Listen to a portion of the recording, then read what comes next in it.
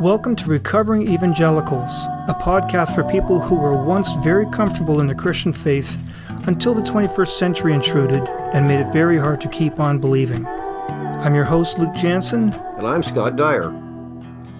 One of the things we do a lot of in this podcast is identify a question, a problem, and then present the arguments for or against that idea. Our goal is in part to change the point of view of our listeners, or to equip them to change the points of view of other people. But sometimes those arguments can actually cloud the issue.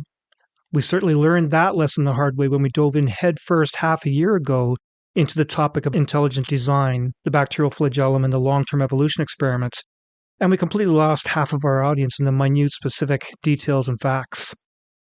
While preparing for an interview we'll release in a couple weeks, I came across this great quote from a Jewish rabbi and doctor of philosophy, Dr. Rabbi Bradley Shavit Artson, who wrote, "Thinking that the only kinds of truths are facts will lead you to miss out on Shakespeare and preschool, romance and goodness, grandchildren and community, and a whole lot of relationships and emotions that can lift us beyond ourselves. Facts are just the structure in which the truth of meaning and significance can express itself, like a dream catcher." Those are penetrating words for a scientist like myself. A few days ago, I was listening to the historian, filmmaker Ken Burns give a commencement speech to students at Brandeis University, and in it he offered up another great quote, which makes the same point. This quote coming from a novel by Richard Powers with the title Overstory, and which won the 2019 Pulitzer Prize in Fiction. Powers wrote, "The best arguments in the world won't change a single person's point of view. The only thing that can do that is a good story." That's another thing we do often on this podcast. We will often ask our guests to tell their story because we think we can learn a lot from each other. And sometimes knowing their story helps inform us why they hold the views that they do. Today we're going to put a spotlight on Young Earth Creationism. We've done many episodes on this topic before, telling the history behind that movement, how its proponents get that idea from the Bible and or from church tradition, and the strategies they use to convince others of that idea. But we've also heard the stories from many people who have struggled through that idea, often losing their faith in the process. Paul Enns, the YouTube blogger who otherwise goes by the name Paulogia, is one that comes to mind. But there's many others. Sarah Hen Hayward, David McMillan, Doug Traversa, a long list, including my own story in the very first 3 episodes of this podcast. We'll put links in the show notes to all those people and a few more. This week and next, we're going to add 2 more names to that long list, both of them because they not only struggle personally with the idea of Young Earth Creationism, but also they're at the front line in the struggle publicly against Young Earth Creationism. Both of them teach at the secondary and post-secondary levels of academia. Today, we'll talk to Dr. Joel Anderson, and next week to Dr. Joel Duff about Young Earth Creationism. Not so long ago, someone close to me asked, "Why are you still talking about this? You've moved on." But the problem is, many others have not moved on. I mean, the polling agency Pew Research will regularly take the pulse on society, American society, when it comes to their values and beliefs. And for decades, they've found that a substantial number of adults, roughly a third of them, believe that humans have always existed in their present form from the beginning of time, or that humans coexisted with the dinosaurs. That comes straight out of Young Earth Creationism. Many of our listeners are still stuck in that world. They may have just started their journey out of that world, a journey that I started 30 years ago. They'll have family and friends who are Young Earth Creationists. They may be going to a church that's quite Young Earth Creationist. And so they are still wrestling with it. Yes, it's interesting that when you personally have moved on any particular issue in your life, when you've kind of explored it and engaged with people and so on, and then you've come to some sort of settlement with the issue, you could kind of feel like that everybody else has also moved on, right? But just like what you're saying, it's still a very powerful force in our culture. I know in my own context that I know many people who would still be Young Earth Creationists, and so I have to be prepared to, engage with them and so on. But the fact that that person asked me that question, it did have me wondering, okay, am I just letting my own feelings influence whether there was really a need to do this? So I checked with the private Facebook discussion group. That group is roughly a couple hundred of our more dedicated listeners who give us ideas and feedback for the podcast. And by the way, if you're a listener and you want to be part of that discussion, just go to the groups tab in Facebook and search for our name and logo. But I asked that group if they thought there was still room for discussion on this topic of Young Earth Creationism. And over half, gave me the thumbs up. 58% said yes or definitely yes. A quarter of them didn't say no, but did wonder if there was anything new to be said there. And a sixth of them, 17%, said, no, please not again. Yeah, but I think those numbers kind of demonstrate that it's still a live issue for Right. a good number of people. Yeah. So the opportunity to do this topic came a short while ago when someone brought to our attention a new book that's being written for Whitfenstock. I was given the opportunity to read an early draft, and I thought, after reading it, we needed to get this guy onto the podcast. Not only for the content of the book itself, but also because of his personal story. And you're going to hear both of those because we have that author here in the studio right now. Joel Anderson, welcome to the podcast. Hey, thank you very much. Yes, welcome. Joel, you came to my attention through one of our podcast listeners, a mutual friend, Dr. Dustin Burlett. It was through him that I found out you were in the final stages of a book with the title, The Heresy of Ham. I've got to say, that title alone was certainly very attention-grabbing. I didn't immediately get the connection to Ken Ham. So for a few seconds, I was wondering, what's your problem with bacon? Yeah, I hate pig. And even the subtitle got my attention as one of the hosts for this podcast because the subtitle is What Every Evangelical Needs to Know About the Creation-Evolution Controversy and What We Can All Learn About Rigid Ideology and Fighting the Culture War. That's quite a title. Yeah. I like the heresy of Ham because, being a literature major, I like the alliteration. Yeah. Yeah. But at the same time, heresy is kind of a big word. So the first thing early on in the book, I make sure this is what I mean by it. We'll talk later in the episode about the book itself. But first, I think we need to give the audience a better idea of who you are and your story. And I wanted this to be an important part of the episode because your story is exactly what this podcast is all about. You portray or you personify our target audience, people who've been wounded by the evangelical movement and are revising their worldview, their spirituality because of that. And because you were one of the educators in the evangelical school system, you taught their high schoolers and college kids. So let's start first with your life before high school, before you really start to develop your own worldview. Let's talk about the influences of your parents, your home church, your peer group on your personal beliefs at that time. Okay, well, I grew up in Wheaton, Illinois, where Wheaton College is. It's where my parents met there in college, and we just ended up settling there. Yeah, it was in the 70s and 80s. I grew up in your typical Wheaton-ish evangelical world. Went to an Assemblies of God church. And overall, my upbringing was very good. My parents are very sensible people. You would never guess they went to the Assemblies of God church because, charismatics. But they were very, my dad's Swedish, so he's very low key. Let's put it that way. So yeah, growing up, it was a very stable family life, good neighborhood. I went to public schools up through 8th grade. I went to a Christian school through high school, which was good. I still have some lifelong friends from there. Overall, growing up was fine, and even the Assemblies of God church that we grew up in, like some Assemblies of God charismatic churches can tend to be a little zany. But this it was a good, decent church. So I grew up in a good church, good Christian high school, good family. When it was after my junior year in high school, I kind of realized, hey, I never thought out my faith. What do I believe? And if you want to say I had a crisis of faith for a high school kid, that summer between junior and senior year, I kind of didn't tell anybody, but I'm an agnostic. I don't know what I believe. And I read Mere Christianity by C.S. Lewis, which to me is one of the most influential books for me. It showed that you can be an intellectual, thoughtful person and still be a Christian. That and my sister got me into Sting, the singer, songwriter, Police. And he had just come out with his first solo album, The Dream of the Blue Turtles. And it sounds weird, but that spiritually, that was an amazingly influential album for me. C.S. Lewis and Sting. And then his first 3 solo albums was just amazing. So, I started thinking through my faith that way, listening to the Anglican C.S. Lewis. And then in college, I started reading the works of Thomas Merton, the Catholic monk. who was also very influential.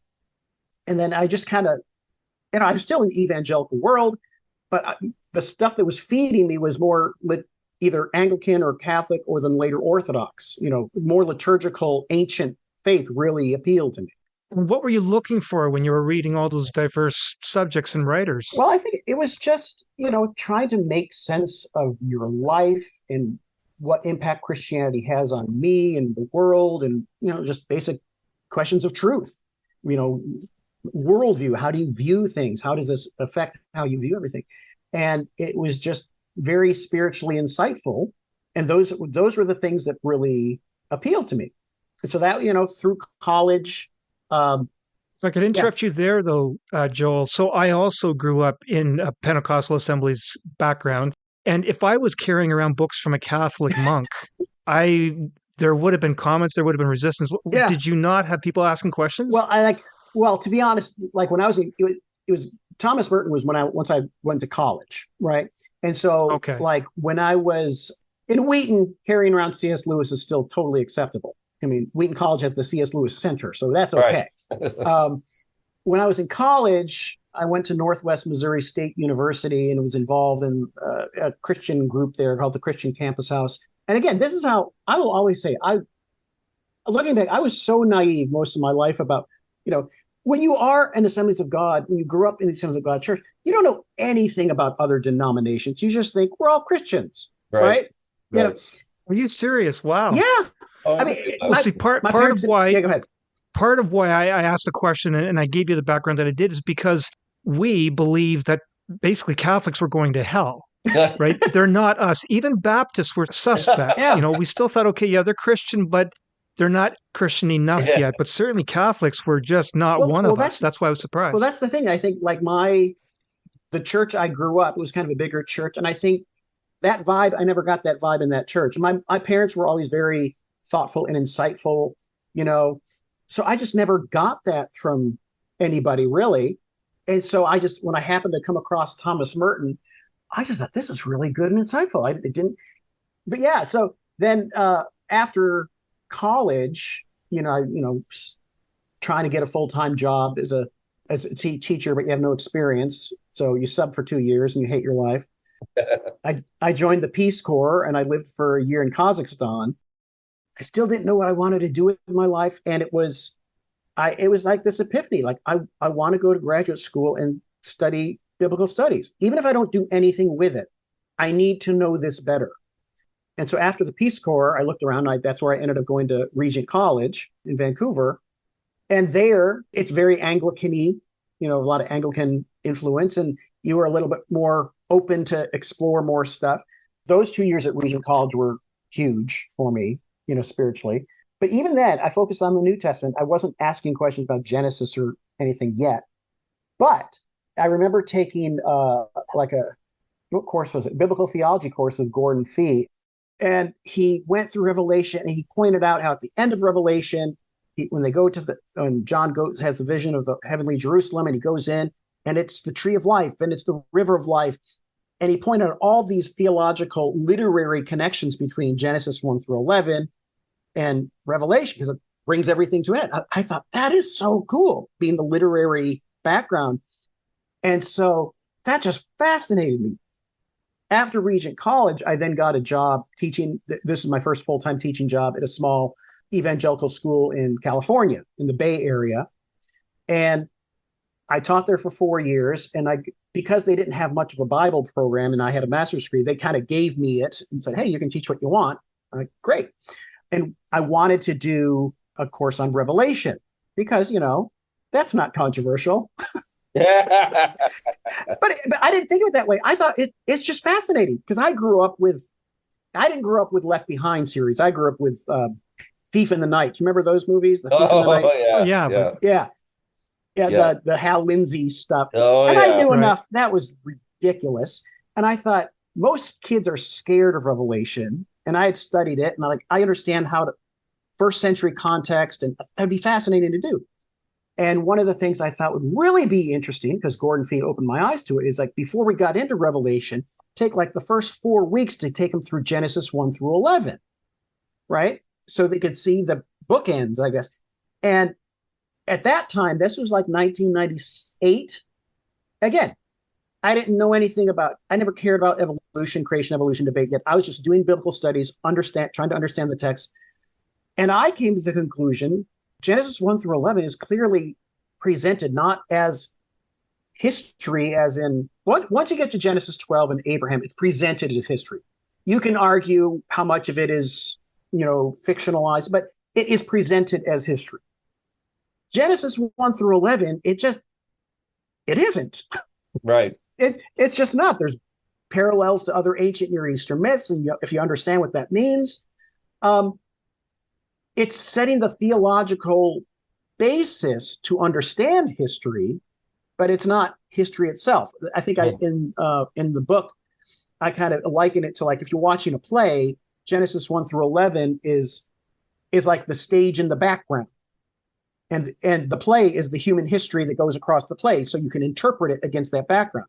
So, for example, when you have the Exodus, when the Hebrews pass through the Red Sea, it's described with creation language because he's creating a people. So he uses, and so I just kind of that's what you do, and so when I just naively taught that to these high school kids, these Christian high school kids, and a few kids kind of freaked out because they hadn't heard that. A couple of them, but most of them, and this was a big eye-opening thing for me that's kind of guided my whole career in education, is like there was like 2 or 3 kids in particular who, when I went through this stuff the first time, they were like, no, I don't respect you as a teacher. They were really angry. Yeah. And you're like, oh my gosh, I'm going to get fired. But then this period would end, and everybody else, the silent majority of kids who are just learning, they would come up to me and like, I am so glad we're doing this. I never understood this. This makes so much sense now. I understand. And so I'm like, I'm still going to teach this the way because it's the majority of kids want to learn. You're always going to have a few loudmouths you kind of freak out. But long story short, I ended up teaching that course like 3 years. It was one of the kids' favorites. One of the best compliments I ever got with Revelation is kids would be done with it and like, you know what? It doesn't scare me anymore. I actually understand it, And so I think that's what education is. So again, what grade level was this again? Like juniors and seniors. Okay. Yeah, like 16, 17. And so after that, I went to Trinity Western to get a master's in Old Testament. And after that, I ended up here in Arkansas at another Christian school where I taught for 4 years. And they already had a worldview curriculum. And one of the things they did, I taught senior worldview for a couple of years, where it was kind of Western culture, and then junior worldview, where they did a variety of things. And one of the things they did, they had a unit on Genesis 1 through 11. Like, oh, wow, that's cool. But the curriculum that they had for it was kind of lame. And so I suggested to the other worldview teachers, I taught this at my old school. Why don't you take a look at the stuff and they all liked it. And so we'll go through this. It ran afoul with the whole administration was in the midst of a turnover, and one of the guys didn't like it. Long story short, they didn't want me there anymore, but it was all very ambiguous. Never got any straight answers. It was very frustrating. By the way, when I came to Little Rock the first time in 2003, I noticed there was a Greek Orthodox church there, and I'd been reading Greek Orthodox authors, and I loved it. I went to the Greek Orthodox liturgy, and I'm like, this is home. And so I did not think it was a big deal. I joined the Orthodox Church. It was Christian. And I think that was one of the things at this school in Little Rock, that freaked them out as well, but they never said it. But fortunately, the principal who originally hired me there, he had moved on to a school in Alabama. Okay. And so when I wasn't welcome back at this school in Little Rock, this other guy, he hired me for his school. He liked my stuff, and he knew I kind of got screwed over. And I ended up being there for 8 years. The first 5 or 6 years were great because the guy who hired me, he was there, and he gave me the worldview program. There wasn't a program. And so I developed a freshman curriculum, a sophomore curriculum, junior curriculum, senior curriculum. One was Old Testament, New Testament, church history, theology, and then Western culture worldview. And in that senior year, that's where I developed a unit on Darwin. Okay. And again, I thought this is just, it's worth knowing. They have to know how to refute it. That's what I did going into it.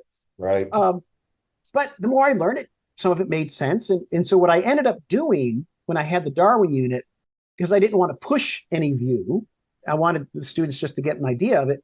I would lay out all the general views concerning the creation evolution debate. I'd have like the Ken Ham, Young Earth Creationist. Then I called like the atheistic evolutionary guys like Richard Dawkins, and then the theistic evolutionists, because that was when BioLogos was starting their thing. And I just kind of laid out the views, had them analyze what do you think are the strengths and weaknesses, something to think about. That's all I was doing. And it went fine. It was really good. But then the guy who hired me, he once again moved on to another school, and they brought in another headmaster. I did not know this, but this other headmaster in my book, I call him Mr. Spencer. That's not his name. He really was a hardcore Young Earth Creationist. And in 2014, when Bill Nye and Ken Ham had their big debate, I watched it, and I did a number of blog posts on my blog just analyzing the debate. And I was honestly shocked at how bad Ken Ham was in the debate. He wouldn't answer anything. And so I just did this critique of the debate. That was in February of 2014. And then by June, Mr. Spencer called me to Panera Bread. He had concerns about me teaching there. I'd already signed my contract, so he had to have me for one more year. But I just could not understand why he had such a problem with this. I wasn't pushing evolution. I was just, Ken Ham does not give good answers. But I couldn't even question that. And I kind of go in the personal story in my book about that last year there. After that, I ended up fortunately getting an adjunct position at the University of North Alabama. And I did that for the last 8 years. And then I moved here. So again, one of the reasons I wanted to bring you on was to tell your story, and not just the story of you growing up and going through your various questions, that sort of thing, but also your experience in Alabama, where you were the teacher. Yeah. So now, when I was in Alabama, there was no Orthodox church, and so I went to a Baptist church for a while, went to a Methodist church for a while, but most of the people at that school didn't even know I was Orthodox because I wasn't pushing it. I was just you just make do. So basically, the second to last year at that school, and again, I had taught this Darwin unit for years, and it was fine. One of the local pastors came in, so he wanted to talk to me, and he was concerned about what I was teaching. And he started off by mentioning that at one point in one of my classes, we were doing the book of Jonah, and I had done my master's thesis on Jonah, and I'm convinced there was a historical Jonah, but the story itself, I think, was meant to be a post-exilic parable. But again, high school level, I'm not going to go into my master's thesis. So some kids were asking about it. I said, well, some people think it's history. Some people think it's kind of a parable. I lean toward it being a parable, but it wasn't part of the class. It was just kind of a side discussion. So this pastor came in and he was, did you tell my son that Jonah was a parable? I was like, well, I think in a conversation I mentioned that some people thought it was. It's like, well, when you told my son Jonah was a parable, you were telling him I was a liar. And I was like, no, I don't think I told you you're a liar. And then he just started questioning me and asked me, what do you think about Genesis 1 through, all this stuff, and got kind of heated for sure. And I got really rattled by it because he was kind of a big pastor in town. And so I went to the new headmaster that night at the football game because I wanted to be open, clear the air. Went to him. I said, Pastor Clark came to me, it kind of rattled me. And it's like, to be honest with you, when he was asking about creation evolution thing, I'm not a young earth creationist, but it's not a big issue for me. And Mr. Spencer, the new headmaster, said, well, I am a young earth creationist, but if the board doesn't agree with me, I'll back off. I was like, what the heck does that mean? It kind of freaked me out. And that was the around the fall of that year. But the rest of the year, nothing seemed to happen. That's when the Bill Nye Ken Ham debate happened. So I thought, I guess it blew over, no big deal. But then that following June is when Mr. Spencer called me to Panera Bread And he started questioning me about that again and how he really had concerns. Because in my blog post on the debate, I mentioned Irenaeus, the early church father. And I mentioned, I'm Orthodox, and I really think learning about the early church fathers is an important guide to how you understand some passages and stuff. And he's like, the fact that you're Orthodox, that's really concerning to me. It was basically my orthodoxy and my view on Genesis 1 through 11 really was concerning to him because it sounded too liberal. And I'm not liberal. I think I'm all over the map on a lot of things, but one thing I'm definitely not is ultra liberal. And if you know anything about church history, the Eastern Orthodox Church is probably the most conservative of everything. They don't deviate from the councils. That's as conservative as you get. So he basically was concerned whether or not I was a good fit for the worldview program. And I remember thinking, you mean the one that I built? Yeah. But basically, it was pretty clear that when it all came down to it, the fact that I did not agree with Ken Ham, he didn't want me at the school. And he made it clear that the board was on his side, but I still had a year left on my contract, and I wasn't going to leave. And I think he was hoping I was just quit. It was pretty clear he was trying to do everything he can to irritate me to where I would just quit. Very, very underhanded, petty things. And then throughout that summer, he would send me emails about how I was wrong, saying stuff like I spoke with the voice of the serpent and I was a wolf in sheep's clothing. And no matter what I would try to explain to him, and I was trying to be very conciliatory. Like one of the first things he wanted to know, orthodoxy concerned him. And he wanted to know my view on orthodoxy. So the big thing I emphasized was the thing I liked about orthodoxy more than anything else was that it focused on the real fundamentals of the faith that all Christians share. So like most churches, they have their basic statement of faith. It comes from the Nicene Creed. That's what orthodoxy focuses on.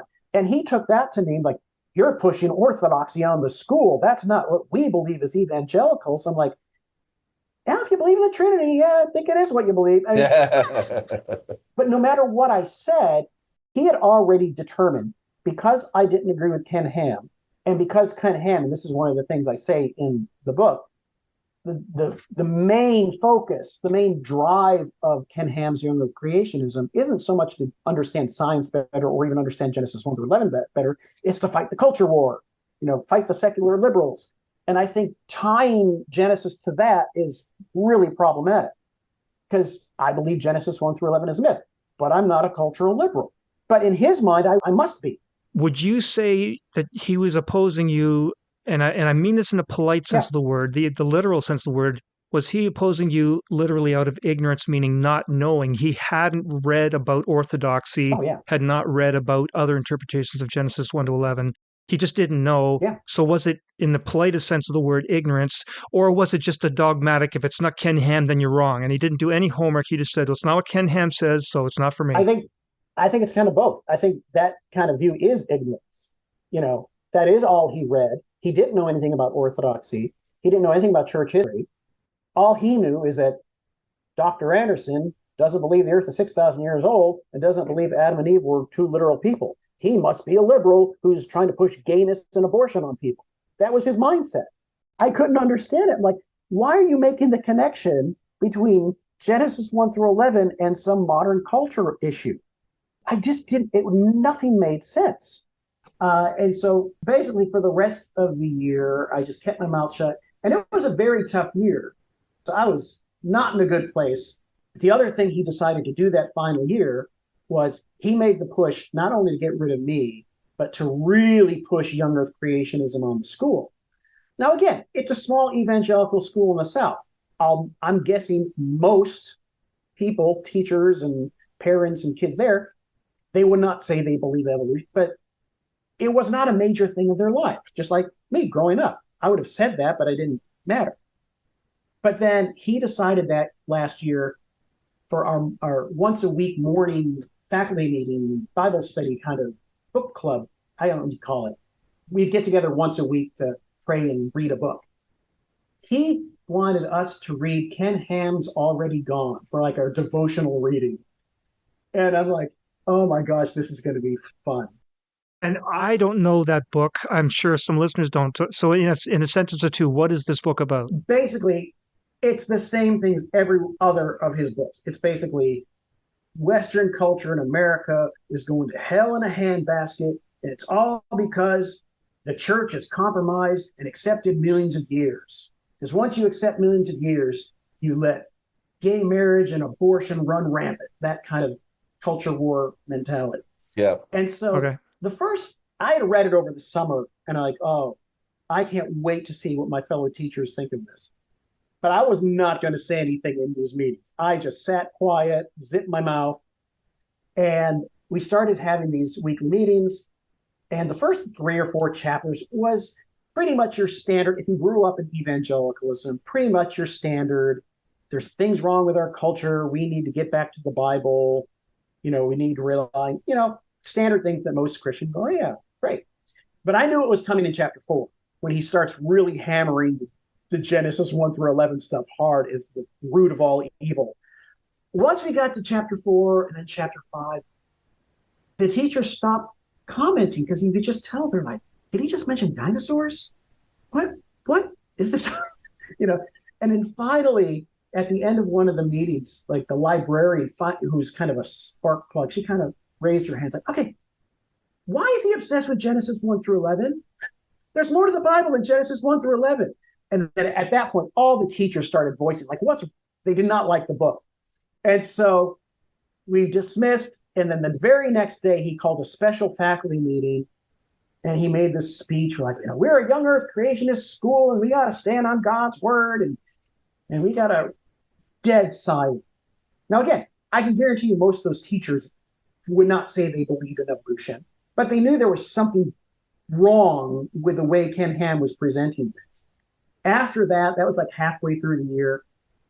And by the end of the year, he announced that he was they're pushing a curriculum from Bob Jones University that they're going to start in junior high. And it was standard Young Earth Creationist stuff. And the fact, are you familiar with Bob Jones University? Oh, yeah. We've talked about them, yes. Yeah. And that didn't go over well. But again, in his mind, it's like, well, but it's Young Earth Creationism. That's good. And because he's focused solely on that, he kind of turns a blind eye to other things that aren't so good, Right. And so I left at the end of the year. And at that point, I thought my career in teaching Christian schools was done. And I want to make clear that back when I was at Regent College, when I first started learning biblical studies, I didn't have a desire to be a college professor. I wanted to teach in Christian high schools and to teach what I was learning in Christian schools. And then this guy effectively ended my career doing that. And this is why I wanted our listeners to hear your story, because not only are you telling your own personal interaction with Young Earth Creationism and trying to understand what you believe for yourself, but now also you're speaking from the inside as an educator in that world, in the evangelical world. And the experiences that you had with the people who control the curriculum, who control the teaching of these kids. And you're not alone in that kind of a story. I mean, we all know of Peter Enns at the university level. Yep. He lost his job because he started to say, you know what, I'm starting to see the Bible a little bit differently. I've written down some names that I got from your book. Some of these names I don't recognize, but Bruce Waltke, Carl Giberson, John Schneider, they all lost their jobs. And I think they're all at the university level. They lost their jobs because they were brave enough to ask questions. Yep. Yeah. And I think that was back in the mid 2000s and into the 20 teens. That's when like BioLogos started and kind of pushing this issue to the forefront, because I think a lot of Christians never bothered with it because evolution was always just seen as atheism, right? And again, a lot of times people like, for example, Richard Dawkins, that's what they do. They do equate it. And so a lot of people think it's the same. That's a problem. And then, especially within evangelicalism, the doctrine of inerrancy. Too often, inerrancy tends to make it mean people assume, therefore, Genesis 1 through 11 must be literal and historical. So I think in the early mid 2000s, I think all those questions started, for whatever reason, started bubbling up. And the good thing is, I think in the last 15 years, I think a lot of progress has been made. I think a lot more evangelical Christians are at least more open to the idea, and they realize that evolution is not the same as atheism. Still, there is this tendency to like somehow we have to make Genesis 1 through 11 fit scientifically, somehow, possibly. And again, being the literary guy that when I first studied Genesis 1 through 11 back in the 90s, before I got into this any science stuff, I was like, you don't need to make Genesis 1 through 11 fit into any scientific or historical category if the original author was not writing it that way. Like I mean, I use the word myth, and that freaks people out, but I really make sure I explain it in the book what I mean by that. Doesn't mean it's not true. It's a specific genre of literature. Yeah. And if it is that genre of literature, you don't have to make it fit somehow else. It's truthful the way it is. Right. And so therefore, yeah. So Joel, we've heard your story. Let's talk a little bit about the book, just the purpose of this book. I understand you wrote it as part of an introspective journey. You were trying to figure out what just happened to me in the past year or 10 years. What just happened? And I know what that's like. I've been there. I've done the same thing. But that means I also know that that's the first version of the book. Then you go back and you finesse it for a target audience. Mm-hmm. And so now it takes on a different purpose. It's no longer about you trying to figure it out for yourself, but now you're trying to tell a story.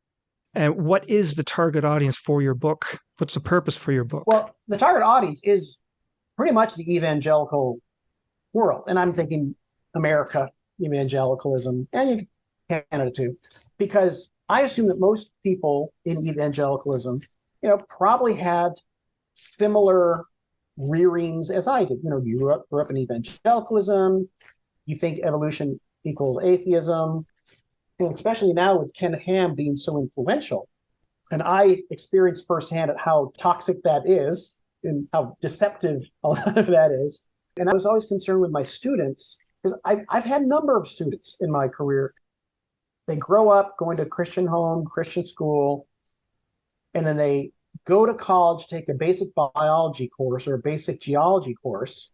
And because they've been told, not by me, but they've been told that, Genesis 1 through 11 has to be historical. And if it's not, then how do you know the resurrection didn't happen? Everything's it's all or nothing. And then they find out basic scientific facts about the age of the earth. And a lot of them go, oh, I guess I can't be a Christian anymore because I was told. And when you tell somebody that, and then they find out the truth of a little, they're going to take you up on it. And I had a lot of former students who are no longer Christians, and it kind of started on that issue. And in the last 8 years since the original book came out, I've met a lot of ex-evangelicals who are very, I would say, stridently, almost atheistically militant against everything evangelical now. And they always say it always has roots in this issue about Genesis 1 through 11. And that is so sad to me. I mean, I was lucky that I ended up researching Genesis 1 through 11, how to read it from a literary perspective, long before I cared about the creation evolution debate. I already knew it wasn't tied to that. And so therefore it didn't freak me out when I learned more about evolution. But a lot of evangelicals, especially in these last 20 years, who have been influenced by Young Earth Creationism and Ken Ham, those two things are so linked that it shatters their faith if Genesis 1 through 11 isn't literally scientifically true. And on top of that, and this, like the subtitle of the new book is about the culture war, the fact that Ken Ham ties it so much to the culture war, the focus really isn't about trying to understand the Bible better or even trying to understand science. It's always, let's use these things to fight the culture war. And that's a problem, because I think when you do that, I purposely did not touch upon it too much in the book, because it, how can I put this? Ever since 2016, the presidential politics have been really poisonous across the board. Yeah. On both sides. And I didn't want to get into that. But a lot of, you could say, more right-wing fundamentalist types have gotten so wrapped up in one party, as if that's God's party, then I would say, far left progressive ex-evangelical types pretty much are convinced that the other part, and it's just, they are taking their Christianity, I would say jettisoning biblical Christianity, and just putting a Jesus label on their political beliefs. Yeah. And they're fighting that culture war in a very nasty way. Ken Ham does it that way, but then a lot of people who have been hurt by Ken Ham end up doing the same thing from the other side.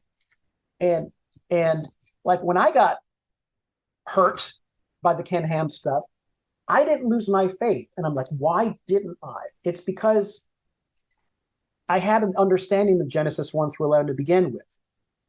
It wasn't tied to the things that were tied to that. And I wanted to write a book to kind of reassure your typical conservative evangelical that you can look at this issue, even if you don't buy into every evolutionary claim. Again, I'm not a PhD scientist. I don't know all that. I know enough to know that, yeah, the Earth is probably a little over 6,000 years old, probably billions of years old. And I'm a biblical scholar enough to know how to interpret Genesis 1 through 11. The evolutionary scientific question does not affect, it shouldn't affect your reading of Genesis 1 through 11. You can understand that all on its own. And so I wanted to kind of open up a little space where people can go, oh, okay, that's how you do biblical exegesis. That's how you understand the Bible more. And a little bit of church history, because, being Orthodox, I think evangelicals could learn a little bit about church history more. And that's the other thing that I was very thankful for, is learning about Irenaeus and his view of Adam and Eve. I was like, oh, this really early church father, his view of Adam and Eve, that tells me that the Ken Ham view really doesn't go back that far. Yeah. I want to stick back with the early church fathers. I think they had a better handle on scripture than Ken Ham. And so again, a lot of it is because there's so much toxicity around this issue, and it's so controversial. Even though I call it the heresy of Ham, which is very kind of provocative, I think most of the book is meant to be reassuring. Like, this is how you understand Genesis 1 through 11. Look at what Ken Ham says here. He's like calling everybody who disagrees with him like a compromiser. Really? It's divisive. Yeah. I like the double entendre of the title. I don't know if you meant this or not, but you also have another horrible abuse of the Bible, unfortunately, in American, but not just American history, really in world history, on the issue of slavery. And of course, the idea of the curse of Ham, that was heavily used in the South, to justify slavery. What Scott is getting at here is a story in which Noah puts a curse on one of his 3 sons, his son named Ham, for truly bizarre reasons. You'll have to read it for yourself in Genesis chapter 9. And then many, many centuries later, theologians identified that son Ham as an ancient ancestor of people living in Africa. And so, by that logic, black people were now living under Noah's curse on Ham. So it demonstrates how our understanding of these texts they have real world implications. It's not just theoretical. They affect the way people behave, the way people view other people, they affect politics. And I really like the fact of how you've shown that linkage, because for me, that's the crux of the issue, that fundamentalists and later evangelicals see the link between evolution equals a godless view of the universe, and it equals materialism, and that leads to everything else, right? Like you said. So it's great the work you're doing to cut that tie and to say, it doesn't necessarily mean that at all. And that exists in fairness to the fundamentalists and the evangelicals, in fairness to them, the secular world has equated the two quite a bit, right? People like Richard Dawkins, even Bill Nye, Hitchens, Neil deGrasse Tyson, a lot of these guys. So they do link it, and they need to do the same thing. Like, stop doing that. You're scientists. Stop trying to be culture warriors. In fact, Neil deGrasse Tyson's interesting. He's gotten himself into a real uncomfortable position because he tries to take, he's been questioned on gender issues. And boy, does he ever try to sidestep that, because now as a scientist, right? And all of a sudden you realize, so we need to have a better discussion that these are two separate things. Science is one thing, and philosophy and culture and that's another thing, and There's linkage between. I'm not saying there's not a linkage between them, but it's not the kind of direct linkage that the Ken Hams or the Richard Dawkins of the world would like us to think. In my opinion, yeah. Even in my research on it, I read up more on the Scopes monkey trial of the 1920s. That blew my mind because I was always taught a certain narrative about that. Oh, these young Earth creationists were against evolution, and then you're like, William Jennings Bryan was not a young Earth creationist. No, he didn't even understand what the actual theory was. He was concerned with, rightly, I would say, eugenics and using science and evolution as an excuse to get rid of the undesirable. Much of what he said about that was like, that's actually pretty insightful. It's just biological theory of evolution still is something different. It's philosophical materialism and the biological theory of evolution are not the same thing. And you have to see that. And again, I say in the book, even if you don't completely buy into every evolutionary claim, that's fine. Your salvation doesn't depend on it. We all probably have certain views on certain things scientifically or socially that at some point we're going to realize, hey, we were wrong on that. Who knows? Maybe some scientific discovery will happen and the Earth is only 7 billion years old. We thought, or maybe it's 20 billion. Okay. right. It doesn't affect how you read Genesis 1 through 11. No.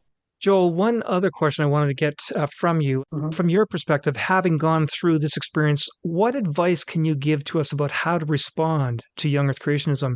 I'm getting at the idea that many of our listeners will have family or friends who are Young Earth Creationists.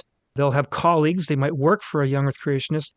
So they encounter Young Earth Creationism all around them. Mm-hmm. How should we respond to them? Well, I think the best way is not to be combative.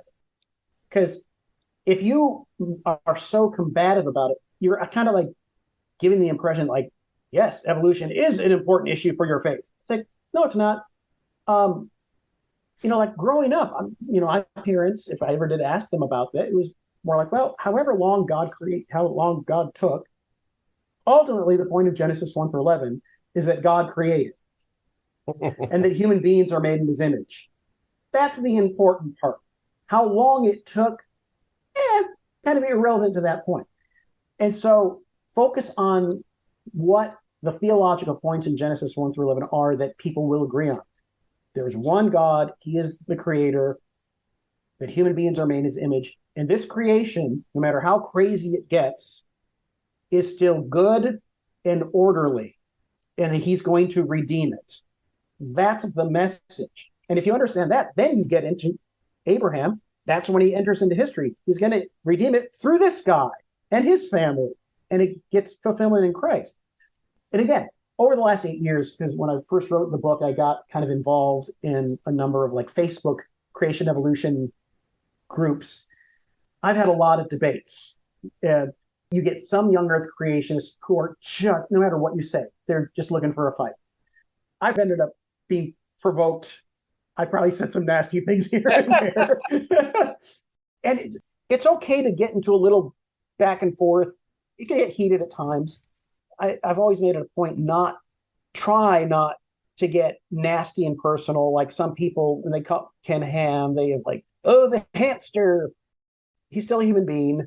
I'm not going to, I poke fun at his views, but I'm sure he is a very good, loving father and grandfather. He's not the devil, Right. So basically you're saying don't be adversarial, don't get emotional, and be graceful. You can get emotional a little bit. And when you do slip up, mental note, I won't go there. Joel, it was just last week you were talking to Dr. Mark Knoll, the author of the book Scandal of the Evangelical Mind. I'm hearing a lot of elements that resonate with Dr. Knoll. Mm-hmm. One of the things that we talked about was the prognosis for the future. Do things look good? Is he optimistic or pessimistic? And generally, he was very optimistic that things have been improving. And again, he's referring from having written the book 30 years ago. He saw that things are starting to look good. How would you answer that question? What's the prognosis for the future on this? Well, I think there's always going to be, everything's always going to get better. The whole idea that we're all always progressing better. I think for a lot of people, they are getting to a better understanding of things like church history and biblical theology and science. They're getting a better handle on it. I mean, just the last 15 years since BioLogos came out, it's the creation evolution issue is a lot more open for discussion, and that's good. At the same time, well, that's good, and I think there's progress in those areas. Because we live in a fallen creation, every time something good happens, there's other things that happen that aren't so good. And so this idea that we're always just, one day we're going to get all perfect. We're never going to get perfect. We're going to make progress in this area, and then we're going to screw up over here with something else, because Right. that's always the case. One of the interesting points that came up in our conversation last week with Dr. Noel was that he also mentioned we have coming onto the scene people like Francis Collins and BioLogos. We talked about Catherine Hayhoe, who's a world-class, an evangelical climatologist, basically. So these are new people coming onto the scene. But when you talk about their names, people go, who? Who are you talking about? But if you mention Ken Ham, they go, oh, yeah, right. I know that guy.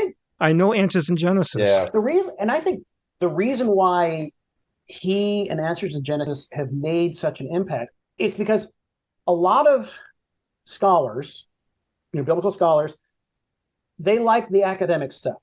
And they like to stay in the academic world and write books and articles to impress each other. Yeah.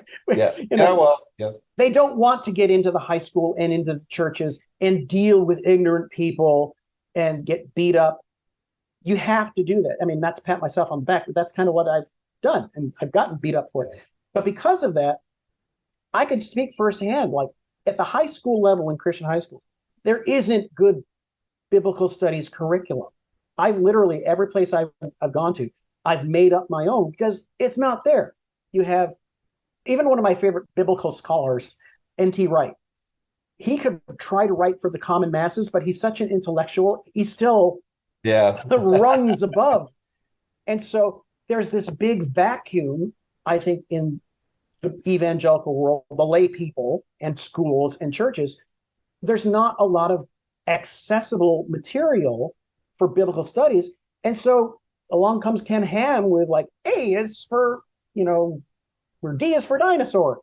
Oh, this is understandable. And he writes at that level, and he fills that vacuum because I think a lot of Christian academics don't want to bother dealing with the dirty little people who don't know anything, That's a really good point.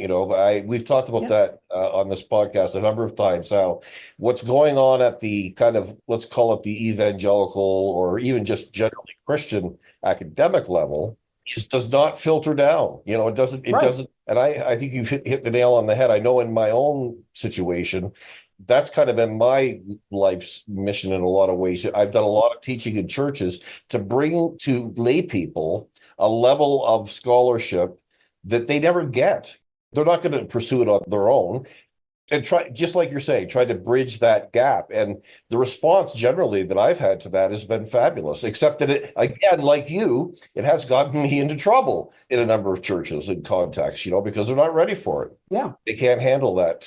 They're still living in the past. It's kind of also interesting to me.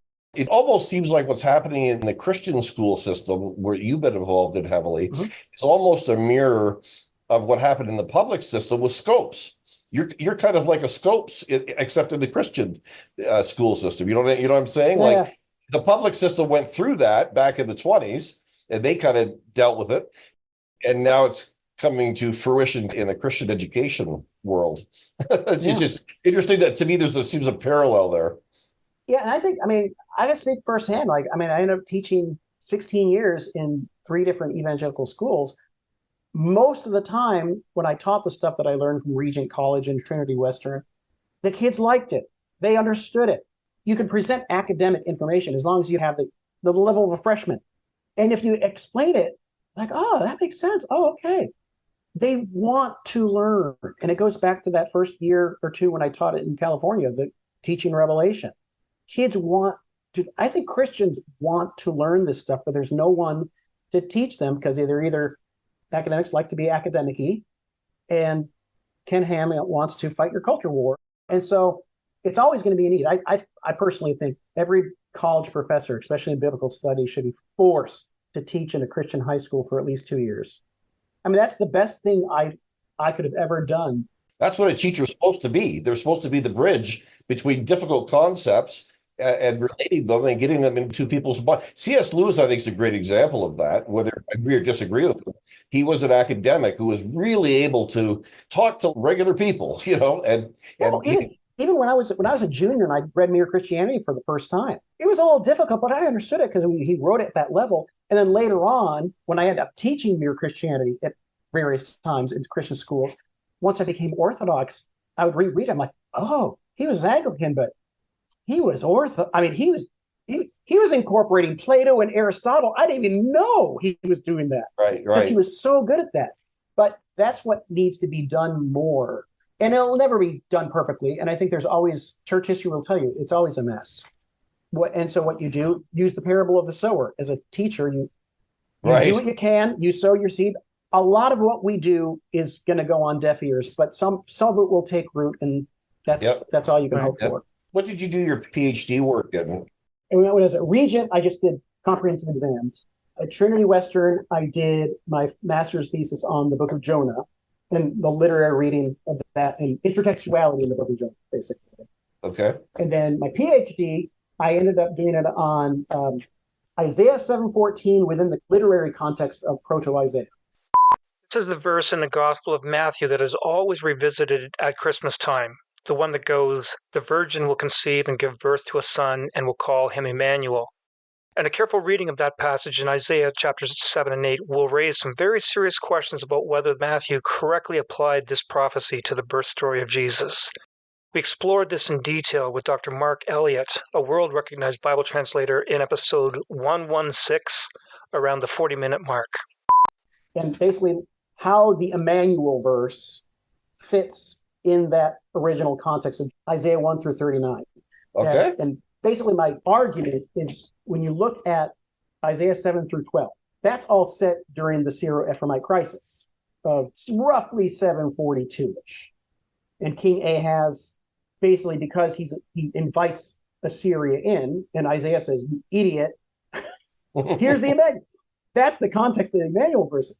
And Okay. so I argue that in 7 through 12, he's telling Ahaz, because of your lack of faith in Yahweh, you are inviting Assyria in. By the time this kid grows up, Assyria is going to come in and put its boot on your neck, and you're going to be oppressed by Assyria. But through this child who is going to put his faith in Yahweh, he's going to lift the boot of Assyria. And then what you see in Isaiah 36 to 39, Sennacherib's invasion, there are so many literary parallels between those two bookends. You see Hezekiah basically, unlike his father, putting his faith in Yahweh and Yahweh responding. And that prophecy that Isaiah gives in 7 through 12 gets fulfilled in 36 to 39. Okay. Okay. And therefore, in the original context, Isaiah 7:14 is all about Hezekiah in the 8th century. But then later on, it invites you, like, what's Matthew doing when he quotes Isaiah 7:14? And I argue that he knows the story. He's trying to make a parallel to say Jesus is like that, but bigger, and there's other theological things. So to understand the original context, then you understand better what Matthew is doing. He's not treating it like Nostradamus. He's doing something. Christ is fulfilling it, literally, like it had an original fulfillment, but then Jesus fulfills God's ultimate plan. Right. Yeah. So yeah. Very good. Okay, gentlemen, we're going to have to draw a line under this work. But before we do go, then, do you have any things in the pipelines? This book is coming near to the end, and you've got other ones in the pipeline? Yeah, the second edition of Heresy of Ham, I'm going to be sending to Whitman Stock, and hopefully it'll be out, hopefully in the fall. And then I have also, talking about my career as a teaching in Christian high schools, I recently got a book published called The Blue Collar Bible Scholar Reader's Guide for the New Testament. Workbook is going to be coming out with that. And that's really a compilation of like all my assignments I made as a Bible teacher for years. And then also I have an Old Testament Reader's Guide that's done, but that's in the pipeline to get published along with the workbook. And those two things are like the culmination of my 25 years of biblical studies, teaching high school and college. And then I'll be on to some other stuff. Yeah, great. Okay, so Joel, it was great to get your perspective on this issue from both sides of the story. Young Earth Creationism education, both as the consumer and as the one in the delivery end of that. Yeah, thank you very much. Been a great chat. All right, no problem. Thanks. See you later. Bye for now. You've been listening to Recovering Evangelicals with your hosts, Luke Jansen and Scott Dyer. Send your comments and suggestions for new episodes to lukejjansen@gmail.com. Join our private discussion group on Facebook by searching for the Recovering Evangelicals podcast group. Look for the logo that you always see at your favorite podcast catcher and ask to be let in. Subscribe to lukejjansen.wordpress.com if you want to get advanced releases and group posts, or browse through our archive for a full listing of all our previous episodes. And please help the podcast by sharing with a friend and leaving a review at your favorite podcast catcher.